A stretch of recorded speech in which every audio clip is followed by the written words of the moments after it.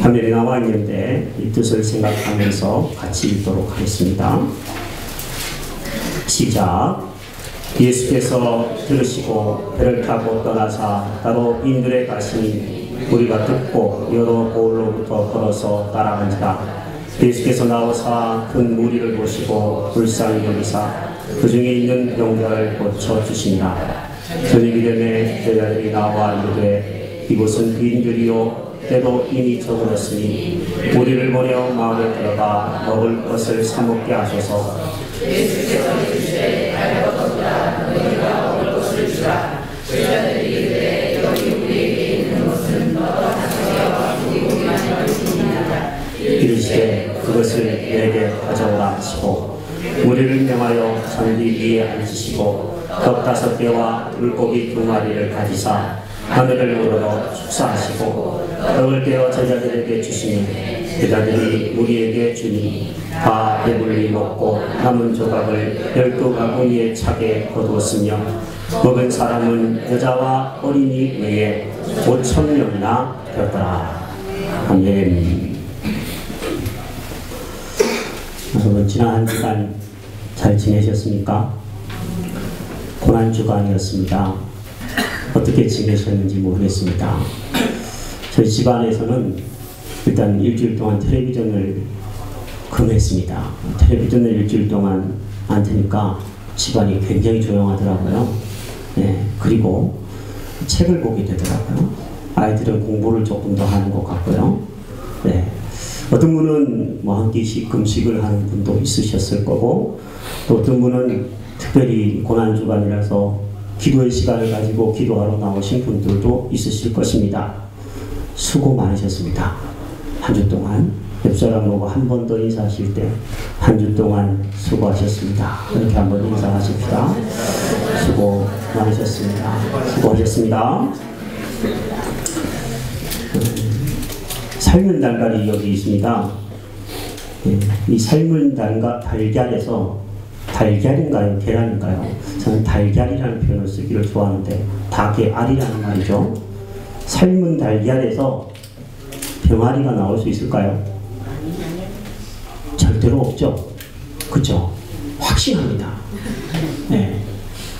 그러나 무에서 유를 창조하신 하나님, 지금도 달걀을 만들고 계신 그 전능하신 하나님이라면 삶은 달걀에서도 생명이 태어나는 능력이 있을 줄로 믿습니다. 이 아멘은 작습니다. 네. 죽은 지 나흘 만에 나흘이나 된 사람이 무덤에서 살아나올 수 있을까요? 걸어 나올 수 있을까요? 없습니다. 그러나 말씀으로 천지를 창조하신 예수님, 사람의 생명과 죽음과 화와 복을 주관하시는 예수님, 그분이시라면 불가능한 것이 없습니다. 나사로야 나오너라, 이렇게 말씀하시자 무덤에서 죽은 지 나흘이 되는 나사로가 걸어서 나왔습니다. 이것이 하나님의 능력이고 우리가 믿는 예수님의 능력입니다. 오늘 제가 읽어드렸던 성경 구절이 있었는데 주님이 오늘 이 시간에 우리 가운데 찾아오셔서 이렇게 물으신다고 생각합니다. 나는 부활이다. 나는 생명이다. 나를 믿는 자는 죽어도 살겠고 무릇 살아서 나를 믿는 자는 영원히 죽지 아니하리니 이것을 내가 믿느냐? 물으십니다. 너 믿니? 너 믿을 수 있겠니? 이 삶은 달걀에서 생명이 잉태되어지고 태어날 수 있는 것을 믿겠니? 삶지 않은 달걀에서는 생명이 나타나는 것을 믿지만 삶은 달걀, 어떻게 보면 죽은 달걀에서 생명이 나타난다는 것을 너 믿을 수 있겠니? 나를 믿을 수 있겠니? 이런 얘기를 물으실 겁니다. 여러분의 생각과 우리의 과학적인 지식이나 상식으로는 도저히 전 믿을 수 없습니다. 이렇게 대답할 수밖에 없을 겁니다. 하지만 전능하신 하나님, 부활하신 예수님, 그 하나님의 능력이 있다면 우리는 그것을 이렇게 고백할 수 있습니다. 주님, 제가 믿기를 원합니다. 제가 믿습니다. 믿는다고 고백하고 믿기를 원한다고 고백할 때 하나님은 더욱더 우리에게 믿음을 더하여 주실 줄로 믿습니다. 저는 부활주일에 성찬 예식과 말씀을 준비하면서 본문이 생각이 났습니다. 이 본문은 아주 유명한 본문이죠. 흔히 보리떡 5개와 물고기 2마리로 남자만 5,000명을 먹이신 이 위대한 사건을 일컬어서 오병이어의 기적이라고 얘기합니다. 이 오병이어의 사건은요, 사복음서, 마태복음, 마가복음, 누가복음, 요한복음에 다 기록이 되어 있습니다. 이 사건 속으로 들어가서 어떻게 이런 놀라운 일이 벌어질 수 있었는지, 또 오늘 이 오병이어의 이 사건이 오늘 이 시대를 살아가는 저와 여러분들에게 어떤 메시지를 하나님이 주시는지 함께 살펴보기를 원합니다. 오늘 본문은 이렇게 시작하고 있습니다. 예수께서 들으시고 배를 타고 떠나사 따로 빈 들에 가셨다라고 쓰고 있습니다. 배경은 지금 빈 들입니다. 빈 들이라는 얘기는 황무지라는 얘기입니다. 버려진 땅이라는 얘기죠. 사람이 살 수 없는 황량한 땅에 지금 예수님이 계시는데, 그 황량한 땅에 사람들이 나옵니다. 무리들이 예수님께 나와서 말씀을 듣습니다. 예수님은 그 무리들을 향하여서 불쌍히 여기며 병을 고쳐주시고 가르치셨다라고 성경은 이야기해주고 있습니다. 여러분은 오늘 교회에 왜 오셨습니까? 이 자리에 왜 나오셨습니까? 누구 보러 나오셨습니까? 사람 보러 나오셨습니까? 아닙니다. 사람을 보려면 시장에 가야 되고 서울로 가야 합니다. 즐겁게 살기 위해서는 나들이를 가야 할 시간입니다. 그런데 우리가 이 자리에 온 것은 예수님 때문에 온 줄로 믿습니다. 그 주님이 저와 여러분들을 부르셔서 온 줄로 믿습니다. 우리의 인생도 이 광야처럼 빈들처럼 고독합니다. 외롭습니다. 쓸쓸합니다. 버려진 인생과 같습니다. 그런데 그곳에 예수님이 찾아오셔서 우리를 불쌍히 여기시고 우리의 마음의 병을 고치시고, 때로는 육체의 병도 고치시고, 영적인 질병을 고치셔서 우리로 하여금 살게 하시려고 찾아오시는 분이 예수님이신 줄로 믿습니다. 여러분, 그래서 여러분이 교회에 온 것은 잘 오신 겁니다. 예수님이 이 빈들에서 많은 사람들이 모여들었을 때, 오늘 우리 교회도 보니까 평소 주일보다는 많은 사람들이 오셨네요. 그죠? 그렇게 많은 사람들이 왔을 때 예수님이 이렇게 말씀을 하셨어요. 먹을 것이 별로 없는데 이제 식사 때가 다 되었어요. 그런데 이 사람들 집으로 보내든지 동네로 보내서 먹을 것을 사 먹게 해야 될 텐데, 예수님이 하시는 말씀은 뭐냐면 너희가 먹을 것을 주라, 이렇게 말씀하셨습니다. 따라해볼까요? 너희가 먹을 것을 주라. 너희가 먹을 것을 주라. 제자들이 이렇게 얘기하죠. 우리한테는 물고기 2마리와 보리떡 5개밖에 없습니다. 아주 가난한 사람의 그냥 그 점심 도시락과 같은 그런 일상적인 작은 것밖에 없다라고 얘기했습니다. 그래서 예수님이 뭐라고 얘기하시냐면 그것을 내게 가져오라, 이렇게 말씀하셨습니다. 제자들이 그 오병이어를 예수님께 갖다 줬습니다. 그러자 예수님이 하늘을 우러러 축사라는 것은 축복 기도를 하셨다는 건데, 감사와 축복 기도를 하시고 그것을 떼어서 제자들에게 주었더니, 제자들이 그것을 많은 사람들에게 나누어 주었더니 무리들이 다 배불리 먹고 12바구니나 거두었다라는 것이 이 본문의 이야기입니다. 제 아내는 아이들을 가르치고 있습니다. 그런데 아내가 가르치는 아이들 중에요, 무료로 가르치는 아이들이 몇 명 있습니다. 형편이 좀 어려운 아이들, 목회자 가정의 아이들을 무료로 가르치고 있습니다. 이렇게 할 수 있었던 데는 이유가 있습니다. 교회를 처음 세우고 나서 좀 힘들 때 저도 아이들을 기르는 사람으로서 이 아이가 학원에 가야 될 나이가 됐는데 학원을 보낼 수가 없었습니다. 마음은 보내고 싶은데 정말 없어서 못 보낸 적이 있었어요. 그런데 이 동네에서 저희가 옛날에 지도했던 제자가 공부방을 하고 있었습니다. 그 제자가 저희 아이 은수와 태진이를 무료로 공부를 가르쳐 주었습니다. 저는 그때 그 하나님의 사랑과 은혜가 너무 감사하고 감동이 되었던 적이 있었습니다. 그것을 잊지 못해요. 제 아내도 그렇고 저도 그렇고요. 그래서 이제 아내가 그렇게 가르칠 수 있는 위치에 있기 때문에 아내는 그 받은 은혜를 조금이라도 보답하는 마음으로 어려운 아이들, 또 목회자 자녀들에게 나누어 주고 있습니다. 여러분, 예수님의 긍휼과 사랑을 깨달은 사람은 나눌 수가 있습니다. 너희가 나누어 주라, 이렇게 예수님이 말씀하셨는데 나누어 줄 것들이 있더라고요. 예수님은 그런데 나누어 주라고 말씀하시면서 왜 자신에게 가지고 왔다가 그것을 떼어주시면서 나누어 주라는 이런 거쳐가는 과정을 겪게 하셨을까요? 이상하지 않습니까? 그냥 제자들에게 있는 거 그냥 너희들끼리 감사하고 너희들끼리 기도하고 그냥 나누어줘서 먹고 그냥 배불리 해라, 그렇게 얘기하면 될 텐데 굳이 어렵게 어떻게 보면 예수님께 가지고 와서 그것을 예수님이 기도하시고 떼어서 제자들에게 주고 또 제자들이 나누게 이렇게 하셨습니다. 왜 이렇게 하신 걸까요? 궁금합니다. 그것은요, 예수님이 바로 이 육체의 양식인 떡과 그 다음에 고기 이것뿐만 아니라 예수님이 영적인 양식을 주시는 분이심을 제자들로 하여금 사람들로 하여금 깨닫게 하시기 위해서 예수님이 이렇게 하신 겁니다.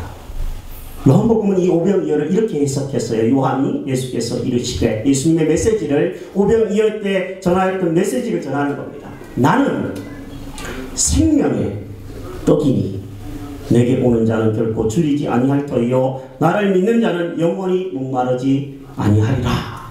예수님이 이렇게 말씀하셨습니다. 오병이여, 떡과 포도주는 먹고 나면 그만 배가 고프지만 예수 그리스도 생명의 떡을 먹는 자는 결코 줄이지도 않고 결코 목마르지도 않는다라는 것을 사람들에게 알려주기 위해서 예수님께로 가지고 와서 그것을 떼어서 나누어 주게 하신 줄로 압니다. 본문에요, 이 떼어 주다 이 단어가 너무 중요한 단어라서 제가 설교의 제목으로 한번 삼았는데, 떼어준다라는 것은요, 뗀다라는 것 자체는 박살낸다라는 얘기입니다. 깨트린다는 얘기예요. 부수어버린다라는 그런 뜻입니다. 이 말은요, 똑같은 단어가 다른 데 사용되는데 언제 쓰이냐면 성찬식 때, 예수님의 마지막 성만찬 때 똑같은 단어가 쓰였습니다. 떡을 떼어서 나누어주는 그 성찬 예식에 사용되는 단어가 똑같이 이 오병이어의 기적의 빈들에서 쓰여진 단어입니다. 그렇습니다. 사람들의 채찍에 의해서 희롱을 당하고 몸이 부서진 예수 그리스도, 십자가에 박살이 난 인생, 예수님의 살과 피가 바로 저와 여러분들에게 믿게 하는, 그래서 영생을 얻게 하는 생명의 양식으로 변화된 줄로 압니다. 예수님을 믿는 사람들, 우리들이 예수님 때문에 배부르게 하시려고 예수님이 그렇게 하신 줄로 믿습니다. 배불리 먹고도 다 나눌 수 있는, 더 많은 것들을 나누어 줄 수 있는 사람이 되도록 주님이 그렇게 하신 줄로 압니다. 이 사순절 기간을 보내면서 저는 몇몇 성도님들에게서부터 고백을 들었습니다. 그리고 삶을 보았습니다. 어떤 삶이냐면, 여러분에게 이름을 밝히기는 좀 그래서 몇 가지 사례만 소개를 한번 해드리고 싶습니다. 어떤 분은 가족의 이름을 일부러 저금통에다가 이름을 써가지고 아빠 이름 쓰고 엄마 이름 쓰고 딸 이름 쓰고 동생 이름 쓰고, 그래서 교회에 구제헌금으로 낸 분이 있어요. 참 마음이 좋았습니다. 또 어떤 분은 부활절 달걀을 무료로 주님께 드린 분도 있습니다. 또 어떤 분은요, 어려운 이웃을 위해서 자신의 삶이 넉넉한 것 같지는 않은데 이웃을 위해서 구제헌금으로 드립니다 말하면서 전달해 달라고 저한테 얘기한 분도 있습니다. 어떤 분은 장학금을 좀 이렇게 장학금을 좀 드렸으면 좋겠다고 얘기하고 말하시는 분도 제가 이 고난 주간 또 사순절 기간에 만났습니다. 근데 제가 그분들을 보니까요, 삶이 아주 넉넉한 사람이 아니에요. 막 그렇게 줘도 괜찮은 사람들이 아니에요. 그런데 놀라운 것은 그분들이 그렇게 나누는 것을 제가 평소에 지켜봤을 때 그분들은 나누는 것보다 더 많은 것을 하나님에게서부터 받고 있는 것을 느끼고 있습니다. 오병이어를 드렸는데 이분들에게, 이 사람들에게 남은 것이 얼마냐면 12바구니였다고 해요. 주님께 드린 것보다 더 많은 것들을 하나님이 다시 주시는 것입니다. 저는 교회에서 선교와 구제와 장학 또 선한 일, 교회를 통해서 하는 것이 좋다고 생각합니다. 개인적으로 하는 것보다. 왜냐하면 교회가 뭐 통제하려고 하는 게 아니에요. 그게 아니라 사랑을 실천하는 사람은 자신이 사랑을 실천하는 게 아니라 주님께 드린다라는 생각을 가지게 하기 위해서 교회에게 드리는 것이 맞습니다. 또 교회는 누군가에게 나눠줄 때 교회가 나눠준다, 내가 나눠준다라는 것이 아니라 사랑을 받는 사람이 주님이 주신 겁니다. 이런 마음을 가지고 받을 수 있도록 가르치기 위해서 교회가 선한 일을 하는 것이 저는 맞다고 생각합니다. 여러분 혹시 여러분에게 감동을 주셔서 무엇을 떼어서 누군가에게 나눠주고 싶은 것이 있다면 주님께 먼저 가지고 오셔서 주님이 떼어 나누어지고 그래서 더 놀라운 역사들이 일어났으면 좋겠습니다. 저는 여러분들이요, 하나님의 은혜를 받아서 육적으로 영적으로 배부른 인생이 되기를 바랍니다. 그런 인생이 되기를 축복합니다. 하지만 여러분만 배부르고 많은 것이 아니라 여러분이 누군가에게 주님의 은혜를 전달하고 또 주님의 사랑을 나누는 축복의 통로로 쓰여지게 되기를 주의 이름으로 축복합니다. 작은 것이라도 주님 앞에 가지고 오면 주님은 그것을 향하여 감사하시고 떼어서 자신의 몸을 떼어서 우리에게 나누어 주신 것처럼 그 작은 것들을 가지고 주님이 축복하시고 떼어서 사랑하는 사람들, 연약한 사람들, 가난한 이웃들에게 나눠줌으로 놀라운 더 큰 역사가 지금도 일어나게 하실 줄로 믿습니다. 여러분, 제가 마태복음도 읽어보고 마가복음도 읽어보고 누가복음도 읽어보고 요한복음도 이 본문을 읽어봤어요. 그런데 이번에 특별한 것을 제가 한번 이전에 보지 못했던 부분을 한번 보았습니다. 이게 뭐냐면 이 오병이어의 기적이 있는 사건 바로 앞에 마태도 마가도 누가도 똑같이 헤롯 왕에 대한 이야기를 쓰고 있습니다. 자, 상상을 여러분 해보셔야 합니다. 왕이 두 명이 있습니다. 첫 번째 왕은 왕궁에 있습니다. 헤롯 왕입니다. 의리의리한 집에 있습니다. 산의 진미를 먹습니다. 누군가가 그런 표현을 하더라고요. 5,000명이 먹을 수 있는 식사를 하루에 먹는 왕입니다. 그런데 이렇게 의리의리한 집에 살고 산의 진미를 먹고 있는데도 자기의 권리가, 자기의 권세가 뺏길까봐 움켜쥐고 있는 사람 왕입니다. 그래서 바른 말하는 요한을 목을 베어서 죽여야만 하는 왕이 왕궁에 있습니다. 두 번째 왕은 초라하게도 빈 들에 있습니다. 옷도 초라하고 먹을 것도 부족하고 오병이어 초라한 음식밖에 없습니다. 그런데 이 왕은 자신이 5,000명분을 한꺼번에 먹으려고 하는 왕이 아니라 오병이어로 나누고 찢고 떼고 주어서 백성을 위해서 자신을 주어서 백성을 살리려고 하는 왕이 같이 있습니다. 마태도 마가도 누가도 이 두 왕을 견주면서 우리에게 이렇게 얘기하는 것처럼 저는 느껴집니다. 얘들아, 두 왕이 있는데 너희들은 어떤 왕을 모시고 살래? 묻는 것 같습니다. 우리의 인생도 저는 두 가지 인생이 있다고 생각합니다. 좋은 집에 사는 인생, 좋은 음식을 먹는 인생. 그러나 좋은 집에 살고 좋은 음식을 먹고 좋은 자동차를 타고 다닐지는 몰라도 자신이 살기 위해서 남의 것을 찢어서 빼앗아야만 하는 인생으로 이렇게 사는 인생들이 있어요. 반면에 조금 가난하고 조금 초라하고 조금 먹을 것이 부족하지만 예수님을 섬기는 인생이 있습니다. 이 예수님을 진심으로 섬기는 인생은 작은 것이나마 예수님께 드립니다. 많은 이들이 배부르게 하는 인생을 살고자 합니다. 자기의 것을 떼어서 나누어 주는 인생을 삽니다. 여러분은 어떤 인생이십니까?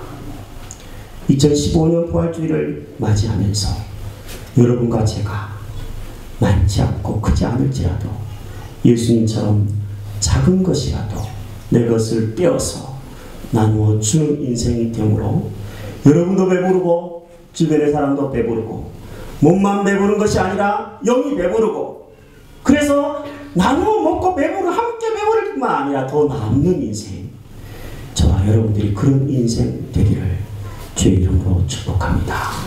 이 시간 함께 한번 기도한 다음에 우리 송찬 예식을 거행하도록 하겠습니다.